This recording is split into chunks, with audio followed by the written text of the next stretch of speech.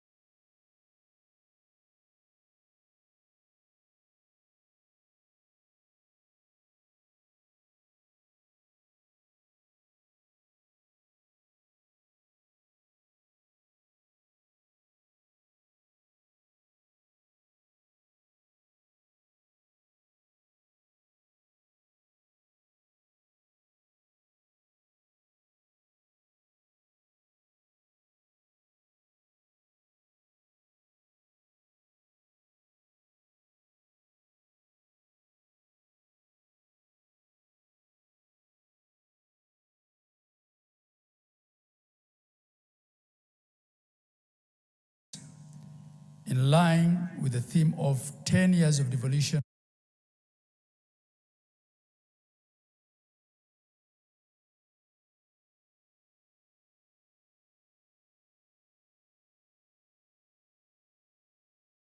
taking economic evaluation, putting in management systems, and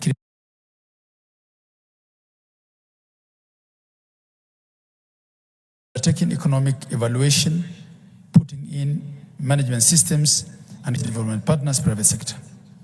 Resolution number 28, both levels of government shall engage with indigenous communities for intergenerational knowledge transfer through climate change storytelling. Action, Ministry of Environment, Climate Change and Forestry, county governments, private sector, development partners, and the Council of Governors. Resolution number 29, both levels of government shall invest in alternative sources and the Council of Governors. And promote farm forestry. Resolution number 29, and both levels of government to grow shall invest in alternative sources and promote action, Ministry of Environment, Climate Change and Forestry, county governments, private sector, development partners, and the Council of Governors. On empowering youth for inclusive economic growth, resolution number 30.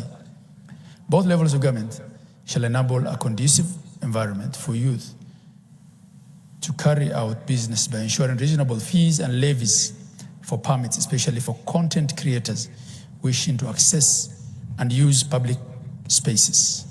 Action, Ministry of Youth Affairs, Sports and the Arts, county governments, private sector, development partners. Resolution number 31. Both levels of government shall address mental health issues rampant among youth arising from issues that affect them, such as drugs, suicide, abuse, unemployment, domestic violence, by developing and implementing already existing frameworks. Action is required of Ministry of Health, Ministry of Youth Affairs, Sports and the Arts, county governments, the private sector, and development partners. On the recommendations of the Children's Conference 2023, the communique that arose from the Children's Conference, as read by the Children's Governor and Deputy Governor yesterday, is adopted as is, and the resolutions will be implemented by the stakeholders identified. And that communique is annexed herein. Further details of the resolutions captured herein will form part of the final conference report. The implementation of the above resolutions shall be monitored and reported by all stakeholders every 6 months over the next 2 years, and progress reported during the next resolution conference.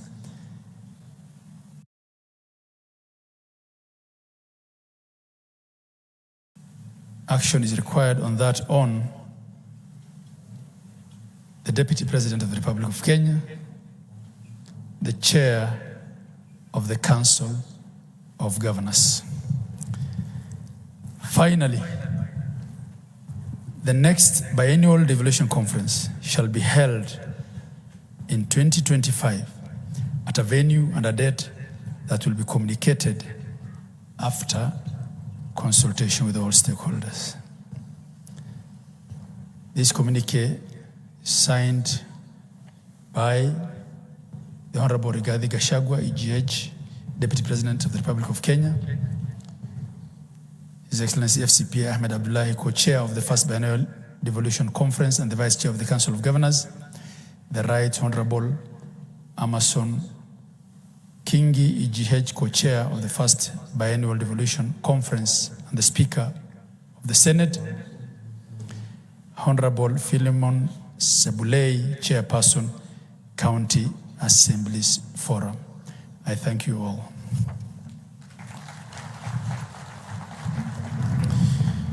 Your Excellency, next I will invite on stage the Senator of Nyandarua County, Honorable John Methu, representing the Senate Majority Leader. Honorable John Methu.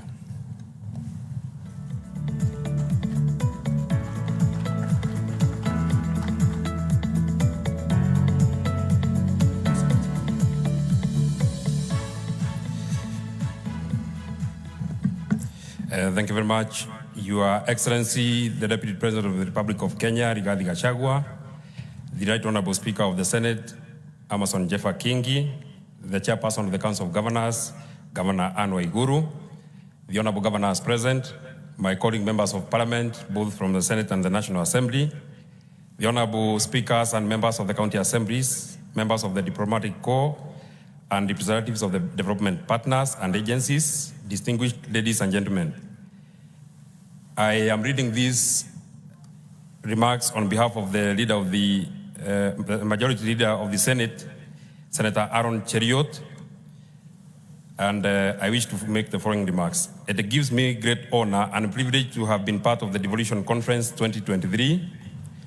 I would like to take this earliest opportunity to congratulate the Council of Governors, the Senate, the National Assembly, members of the county assemblies, development partners and agencies, resource persons and all stakeholders for making this conference a success.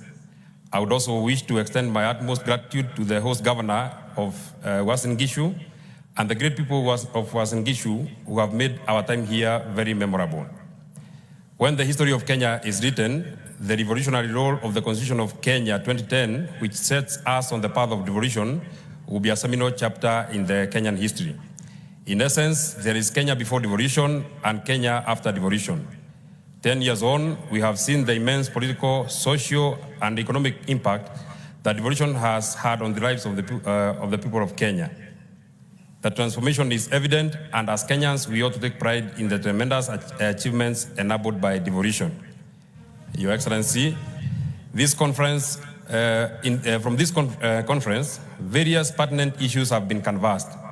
Valuable lessons and experiences have been shared. Opportunities have been identified and areas of improvement have been noted. As a partner in the devolution journey, and the foremost protector of counties' interests in the national level, the Senate has taken note of the resolutions that have emerged from the various discussions at the plenary and in the sector breakaway sessions. Some of the key issues which would require intervention by the Senate would include: number one, ensuring the equitable allocation to county government is enhanced and dispersed within statutory timelines. Number two, the transfer of all outstanding functions and resources by the national government.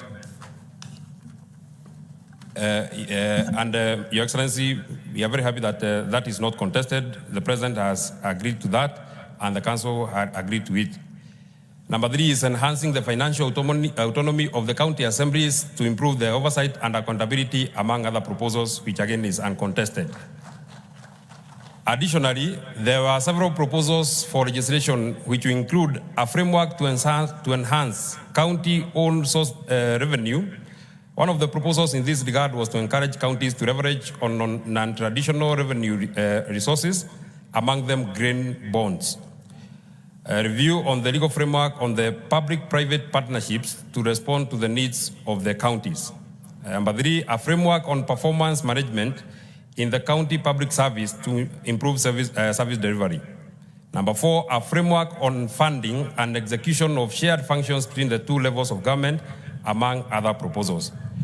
Your Excellency, sir, and my colleague delegates, some of the sector-specific proposals that call for the intervention of the Senate will include: number one, engaging Energy and Petroleum Regulatory Authority, EPRA, and the county government in setting minimum standards for electricity and gas reticulation, which is a devolved function under the 4th schedule of the Constitution.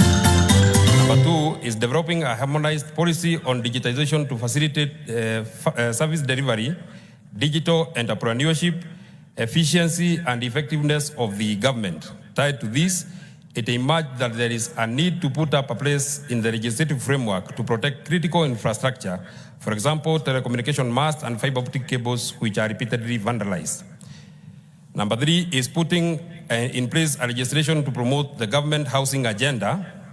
And finally, harmonization and integration of taxes, licenses, and levies by the county at the county level.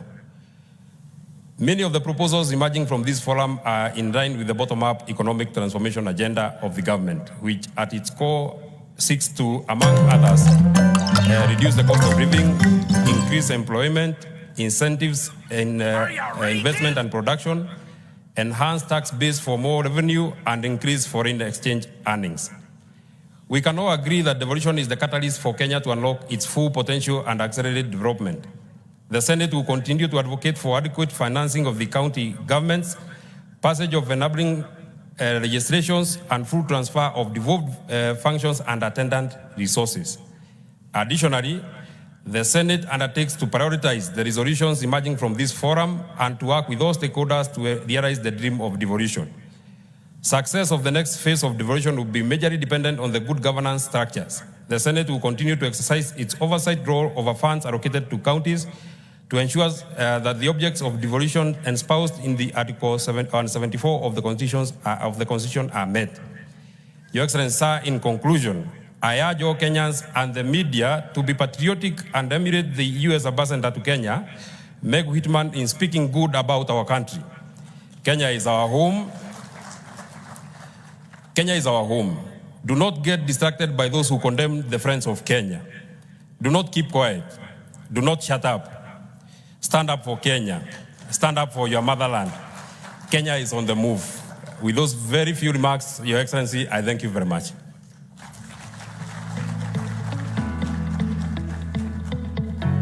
Thank you very much, Senator Matthew. Your Excellency, next I'll call upon His Excellency Governor Stephen Sang, Governor of Nandi County, and the Whip of the Council of Governors to give a vote of thanks.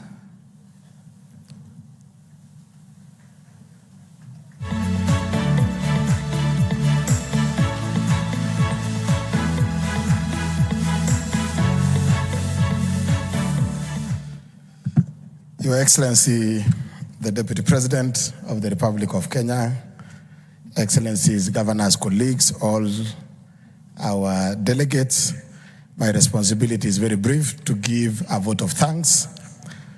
First, I take this opportunity on behalf of the Council of Governors to first and foremost thank His Excellency, the President of the Republic of Kenya, Dr. William Ruto, His Excellency, the Deputy President, Rigathi Gachagua, for honoring our invitation and being present during this conference.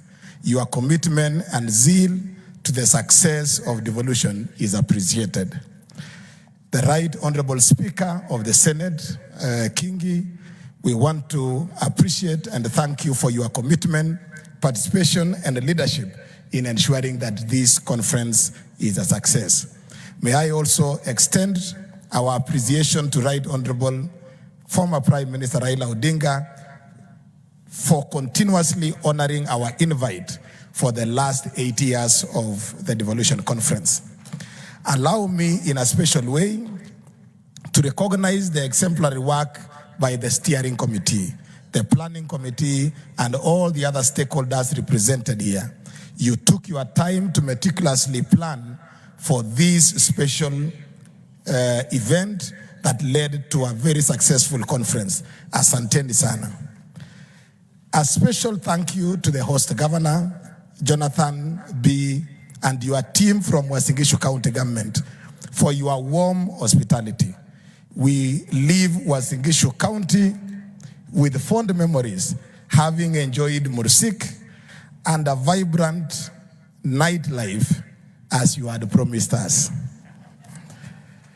To fellow governors, our esteemed senators, our valued deputy governors, our speakers, our members of the county assemblies, thank you for staying on through the discussions. I hope the delegates were able to interact with all of us closely. We also are grateful to the national government representatives led by the CSS, the PSS, and top government officials who put in resources and took time to participate and contribute in the discourse that will shape the agenda for the next 2 years. We value your presence and support and contributions. Asanteni sana. To the Senate football team, our worthy competitors, who showed Devolution family that it takes commitment, practice, discipline to emerge champions on the course. We are still waiting for the investigations on how you beat us to be concluded, but what we can promise you is that we will be back bigger, better, and stronger in the next Devolution Conference. And Your Excellency, part of the suggestions that have been given about that curtain raiser in the next Devolution Conference is that it is good for us, even as we do our pre-conference events, that we observe the constitutional dictates so that we compare and pair mangoes with mangoes, oranges with oranges. So we are going to have 2 teams in the next Devolution Conference. The Senate will square it out with the county assemblies in the counties, and then the COG will square it out with your office and the constitutional commissions. So Your Excellency, the Deputy President, prepare for that match. We will sort you out at the national government, at the executive level, so that then the senators can deal with the county assembly, so that legislators can work with the legislators, the executive can deal with themselves at that level. To our sponsors, we cannot thank you enough. We could not have held this conference successfully without your immense support and partnership. Our platinum sponsors, USAID, KCB, Amref Health Africa, and Safaricom, asanteni sana. To our Gold Plus sponsors, FAO and EU, asanteni sana. Our gold sponsors, CPF and UNICEF, we appreciate you. Our silver sponsors, Love Fund, KEMSA, and the Kenya Pipeline, we appreciate your support. Our bronze sponsors, Cooperative Bank, UNAIDS, UNDP, and AGRA, asanteni sana. Category sponsors: World Bank, Communications Authority, Tony Blair Institute, Medotronic Labs and NITA, and all other partners, including UN Women, National Bank, Farm Access, Media Council of Kenya, EcoBank, CBM, EPRA, KNCCI, UKAID, represented by ACT, JPIEGO, UN Habitat, Campaign Coalition, World Health Organization, Moi University, KenGen, Jambojet, Kenya Airways, and the National Syndemic Disease Control Council. Asanteni sana. To the partners who supported the Devolution Warrior Awards, Kericho Gold, and Carter Watches, Lux and Alua, Plain Chick, thank you so much. To Eldoret Sports Club for the lovely grounds that you gave us and the full support during the conference, tunasema asanteni sana. To Hill School, thank you for providing us with ample parking space and space to register all the over 9,000 guests this year. Asanteni sana. To our vendors and suppliers, you kept us with our demands during the preparations, but also stood with us. You have been patient with us. We are truly grateful for your dedication for the last few days. We appreciate you, and asanteni sana. To all our delegates, you are truly friends of Devolution. We will not, and we do not take it for granted. Please receive our deepest and sincere gratitude. This conference would not have been successful without your presence and participation. Pigia our makofi to all our delegates. It is the rich discussions here that have led to the comprehensive communique that has just been read. Our task now is to follow up and keenly work towards implementation of those resolutions. Devolution must continue to work. Again, thank you all for your contributions to the first biannual Devolution Conference. As you depart your various destinations, may the Almighty God go before you. Kongoi, Kongoi, asanteni sana. Thank you very much, Governor Sang. Your Excellency, next I'll invite the Speaker of the Senate, the Right Honorable Amason Kingi, to make his remarks. Mr. Speaker.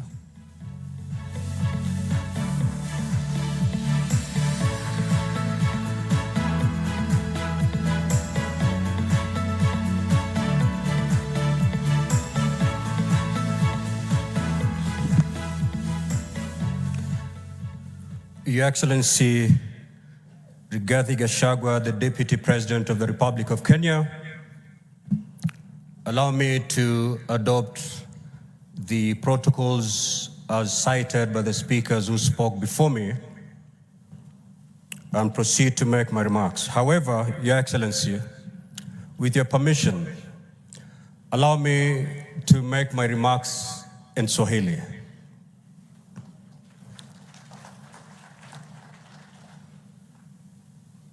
Wahenga walinena wakasema kwamba kupanda ngoma si ngoma, ngoma ni kushuka mchongoma.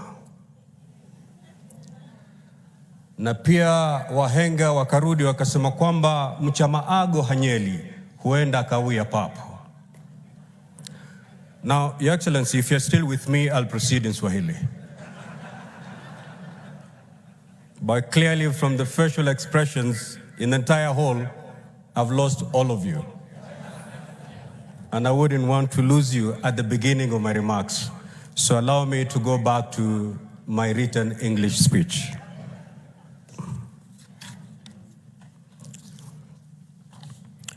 Ladies and gentlemen, good afternoon. For the 3 days we have been here, we have reminded ourselves of the eventful journey of devolved governance in the last decade, and indeed laid an elaborate strategies on how to take devolution to the next level. Nothing best exemplifies your dedication as champions of devolution than the commitment you have exhibited the entire duration of this conference. The 8th Devolution Conference, as intended, has provided us with an opportunity to commemorate the milestone in our 10-year devolution journey, identify challenges, and seek to formulate appropriate responses as we rekindle our commitment to the devolution cause. Throughout this conference, we have participated in engagements as broadly outlined in 5 thematic areas, but crystallized in the following key objectives. 1, to assess and propose measures that county governments can adopt to enhance transformative service delivery for improved citizens' livelihoods and a stronger business environment. 2, examine the benefits of adopting technology and digitization and the potential impact on economic development and discuss strategies for promoting innovation and digital transformation in the devolved context. 3, to reflect on the trends and challenges that have been experienced in financing the devolved sector and recommend innovative approaches for sustainable and adequate financing for county governments. 4, to evaluate the effectiveness of good governance practices in promoting equitable and sustainable development in the devolved units. And finally, examine strides made in the affirmative action agenda and propose responsive measures that can be adopted to guarantee the place of women, the youth, and the most vulnerable in governance. These constitute the thought-provoking concepts we discussed and interrogated during the plenary and breakaway sessions, culminating in practical steps that we need to take with clear timelines and mechanisms for evaluation and impact assessment. Your Excellency, as we reminisce on the long journey we have traveled to this point, I was reminded of the first cohort of senators, governors, and members of county assemblies and the difficult moments they went through as they pushed to synchronize devolution with our national development priorities. This group, of which I happen to have been part in my capacity as governor, is credited with having laid a firm foundation for devolution under very difficult circumstances. I recall assuming my responsibilities as the first governor of Kilifi County without any physical office. I had to make use of what was previously my campaign secretariat on the outskirts of Kilifi town. The same scenario was witnessed in a number of counties across the country. But today, our counties boast of good office space for governors and staff and state-of-the-art assembly premises, enabling them to serve Kenyans better. The pioneer senators, too, were not left out. They had to contend with the less than ideal Shimba Hall at the Kenyatta International Convention Center, KICC, in Nairobi, later moving to the County Hall, and finally to the current high-tech chamber at the main parliament buildings. Indeed, it has been a journey of 10 years. These humble beginnings did not dampen their spirits. In fact, it sharpened their resolve in discharging their constitutional mandate of representation, legislation, and oversight. This determination saw them secure critical footholds in favor of devolution. Back then, there was many insinuations that the Senate was a house for old men. We now know better. The Senate is in fact an august assembly of wise men and women, age notwithstanding. Today, we have a very vibrant, youthful Senate, oozing with wisdom and a great, tremendous appetite to protect devolution. To borrow the words of Chinua Achebe, these leaders have lived up to the true definition of the youth who have accepted to wash their hands and therefore won the right to dine on the king's table. Your Excellency, allow you to just mention but a few. Seated very next to you, we have the miracle Senator, Senator Karungu, youthful senator, Senator Methu, Senator Hezena, Senator Eddie Okech, Senator Chimera, just to mention but a few. These are young men and women who have fought and now occupy their rightful seats in the Senate. As we celebrate the gains and milestone in devolution, I invite you, distinguished delegates, to give these pioneer senators, governors, and members of County Assembly a hearty round of applause for having helped. Thank you for having helped chart a great cause of devolution in the face of adversity against numerous odds. Distinguished delegates and gentlemen, allow me at this juncture to briefly revisit the critical matter of the financial autonomy of county assemblies. In my speech at the opening ceremony, I alluded to the fact that county governments comprising the executive and county assemblies play a critical role to the success of devolution. Through their legislative mandates, county assemblies in particular have ensured counties had the necessary laws and policies on which service provision, project implementation, and grassroots development have been anchored since devolution got underway. The call for financial autonomy for our county assemblies is therefore fully merited and timely for the key reason that it will enhance their independence and elevate their role as oversight institutions. Ladies and gentlemen, as we speak, a landmark bill, County Public Finance Laws Amendment Bill 2023, sponsored by the Deputy Speaker of the Senate and Meru Senator, the Honorable Kathuri Murungi, and which seeks to grant financial autonomy to county assemblies, is pending in our legislative pipeline.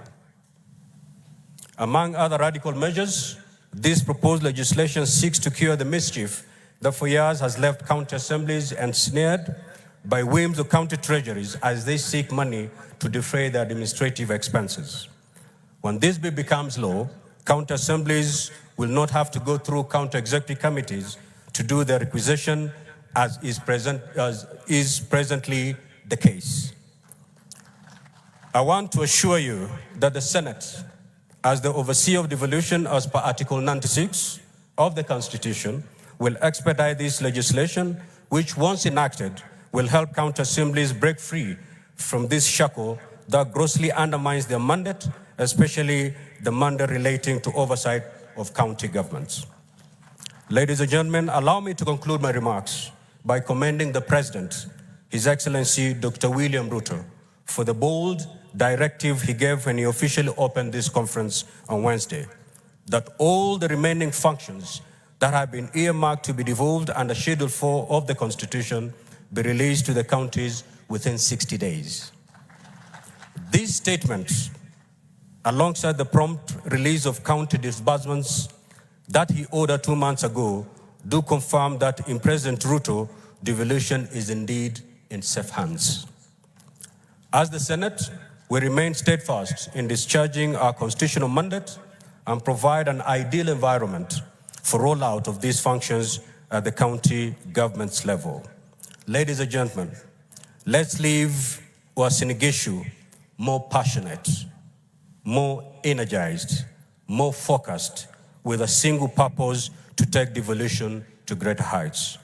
As we leave this place, let's engage a higher gear so that we can accelerate the progress and gains of devolution. With those few remarks, I wish to thank you for taking time to attend this conference and wish each one of you safe travel back to your destinations. May God bless us all. Thank you.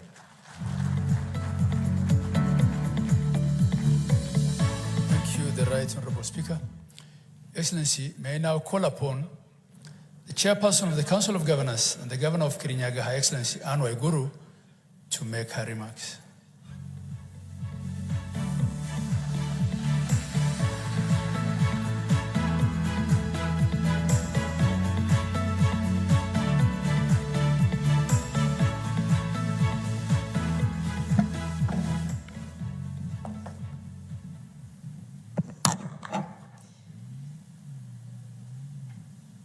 Your Excellency, Honorable Rigathi Gachagua, Deputy President of the Republic of Kenya, fellow Excellency Governors present, members of Parliament present, led by the Speaker of the Senate,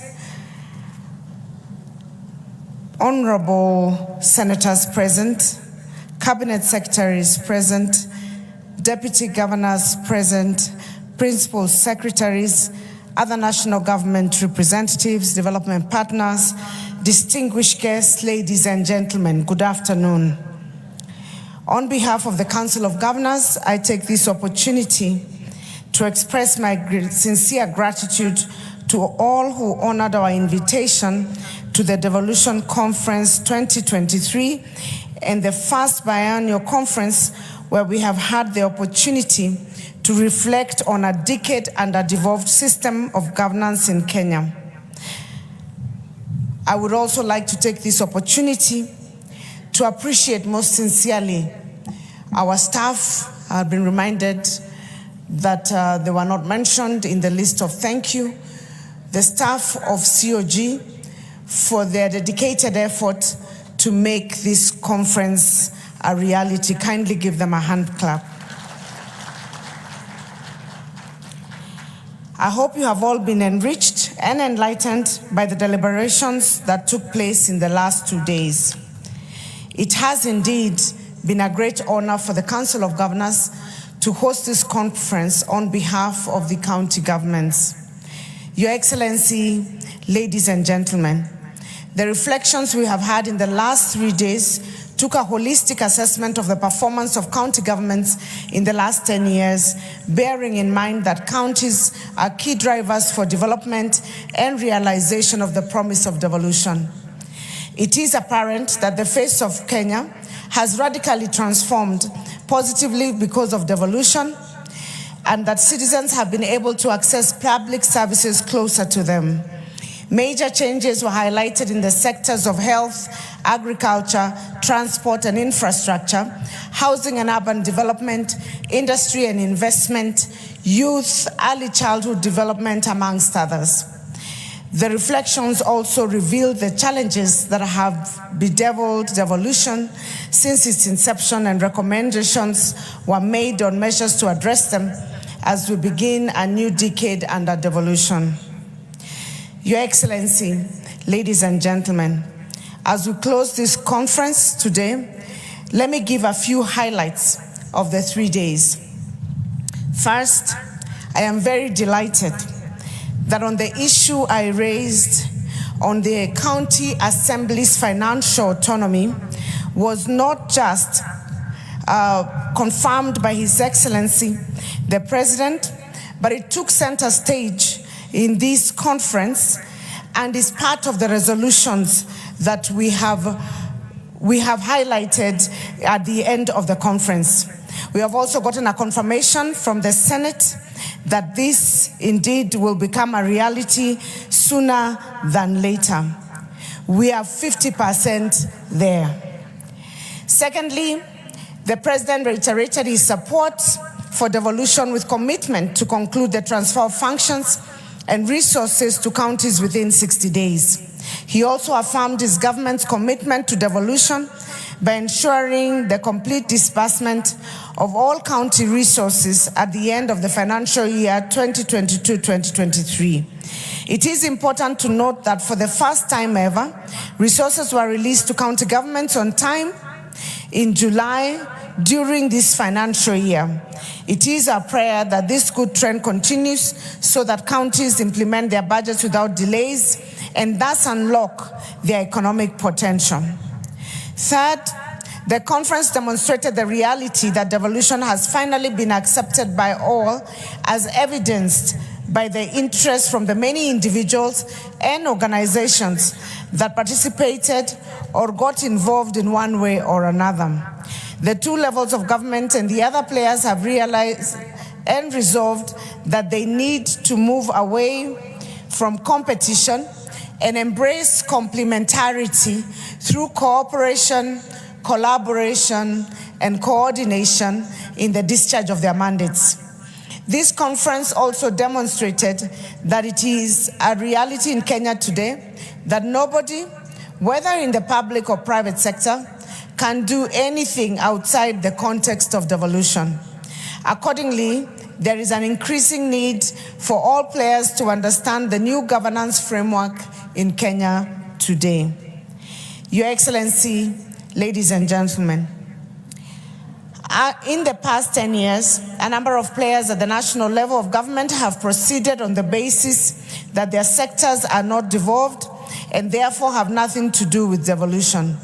However, listening to the discussions on digitalization, and particularly the comments by the CS of ICT and the Director General of Communication Authority, it is apparent that even the sectors initially thought not to be devolved and having nothing to do with devolution need to understand devolution because they are either impacted by devolution or their actions impact devolution.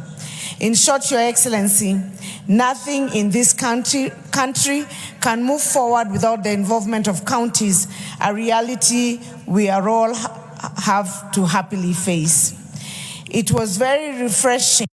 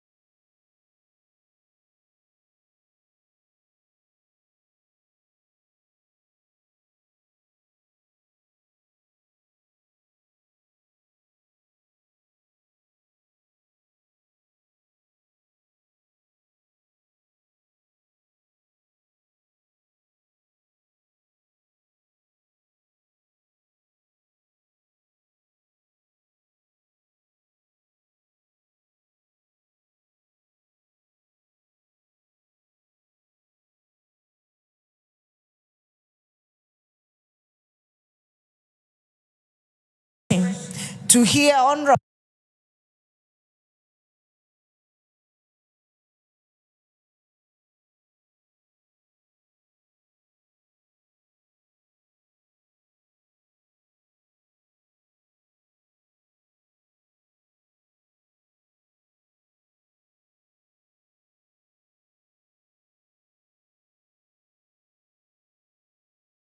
Taking economic evaluation, putting in management systems. to hear Honorable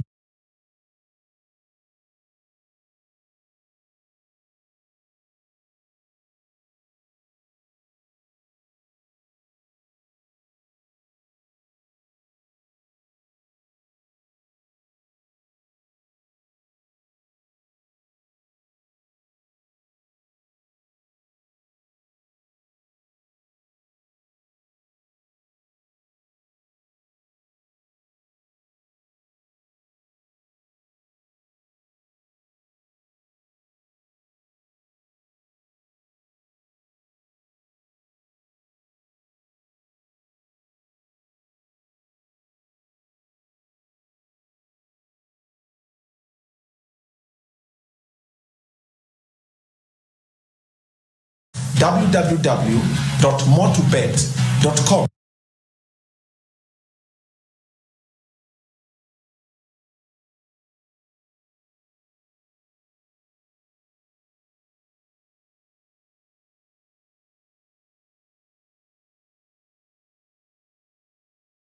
Conferences.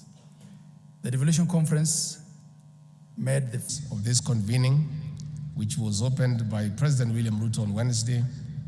We have appreciated the transformation of investing resources at the bottom of the socio-economic pyramid where they belong. As staunch believers in sparking grassroots economies, we have picked good practices and lessons for better, bolder and broader steps into the next decade of devolution.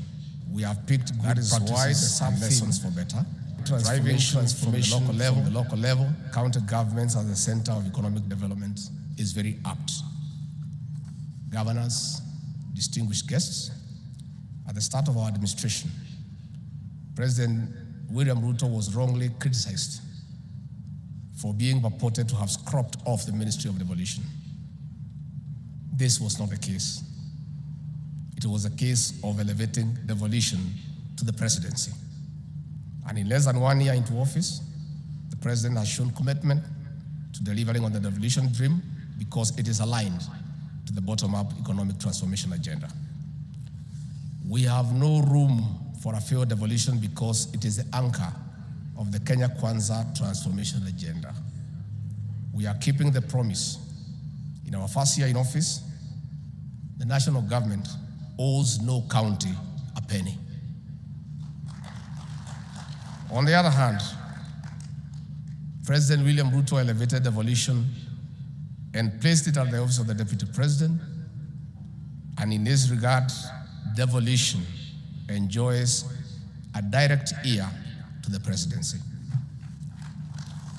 Besides being the chair of the Intergovernmental Budget and Economic Council, I've been given the role to be the bridge between the national government and the county governments. In short, I am the representative of the devolved units at the decision-making table of the executive. On assuming office, I undertook to eliminate conflict between the two levels of government, and I convened a meeting of all county commissioners and directed them to accord due respect and work closely with elected governors and the county governments. Governors, distinguished guests, as a result of that directive, there is seamless cooperation and collaboration between the two levels of government because we serve the same.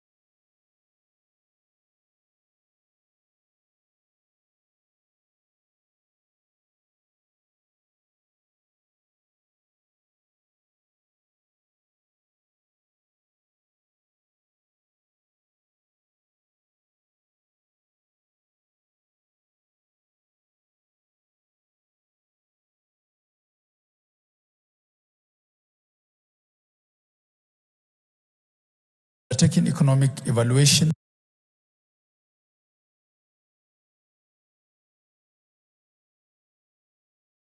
conferences.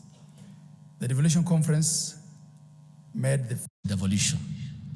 Devolution and better are twin sisters, and they all. That is why collaboration and partnership, despite the distinct nature of the mandates of the national and county governments, are key. We are here to cultivate and oil our mutual working relations for seamless service delivery. The conversation of this conference, therefore, has established that devolution is not a competition, but rather working in a complementary manner for the benefit of the people of Kenya in the respective 47 counties. Excellencies, governors, distinguished guests, the advent of devolution has led to the rise of health facilities from about 8,000 in the year 2013 to over 13,700 to date. While it is in the interest of the counties to adequately provide technical and equipment support, leveraging partnership with the national government ensures quality health service. As we collectively work to implement the universal health coverage, the national government has also given priority. The national government has also given priority to preventive health care to ultimately reduce pressure on the county facilities. Governors and distinguished guests, similarly, when more than 4.5 million people in over 30 counties faced famine recently, in the worst drought in 40 years after 5 failed consecutive seasons, it was out of collaboration between the national government and the county government that no Kenyan died from hunger. As we expect a bumper harvest, counties were key in the last mile delivery of over 3 million bags of subsidized fertilizer to our farmers in at least 40 devolved units. Such partnership has been crucial in our own illicit brews and drug abuse. We have held forums between the county governments and the national government to deal with this menace. Besides public reforms in the coffee, tea, dairy, and other key subsectors.